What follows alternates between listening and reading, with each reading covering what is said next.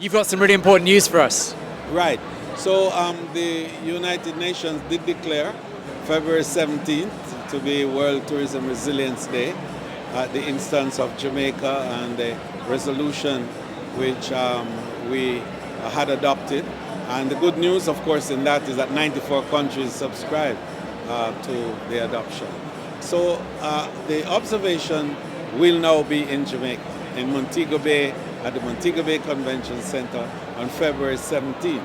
But we're going to have a conference to enable this. So we'll be there for 2 days, the 16th and the 17th. And we'll be looking at a whole range of areas that are critical now to helping to build capacity to, first of all, follow and track disruptions, then to mitigate against it, to manage it when it comes, to recover and recover quickly, and fifthly, to thrive. So we see the problems that are emerging post-COVID, and there are many. We have geopolitical issues that have really overtaken us in the last few months in a manner unprecedented in recent times. Then we have economic issues and the human capital disruption that continue to dog us as the workers now have such great wide choices that we have to retrain, and in fact to broaden our pool from which we draw to get talent for the industry.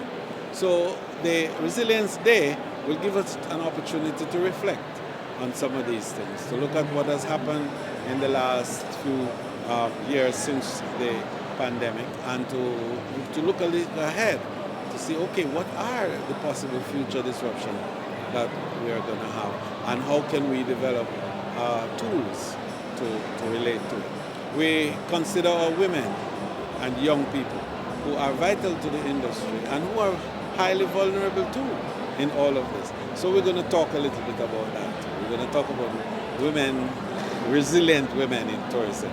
We're going to talk about education and youth and what do we need to do, the impact of AI on the tourism industry. And then the projection that some 1 billion new tourists will be traversing the earth in the next 25 to 30 years. Where are they coming from? Where are they going? How do we build capacity, particularly now for small and medium-sized countries, to receive and to absorb this flow of visitors? So we want to invite the global community to share with us.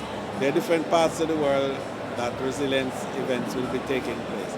Malaga will be having one. We expect to have in Botswana, and of course in the Caribbean and in Jamaica.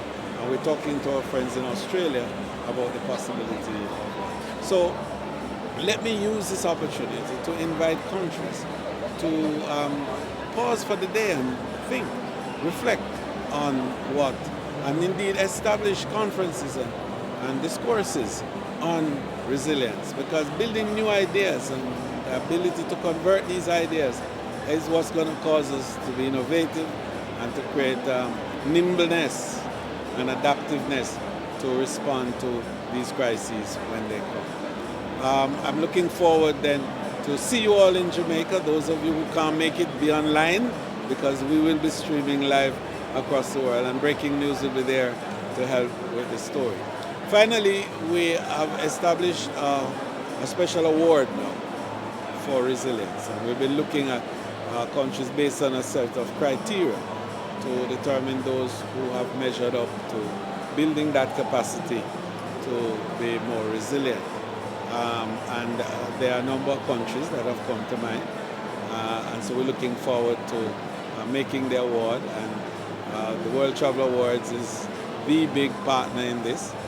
We're expecting other partners to come in by way of sponsorship for various things.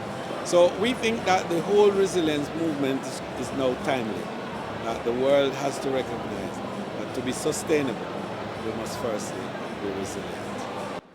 Minister, thank you once again for your time. Thank you very much, John.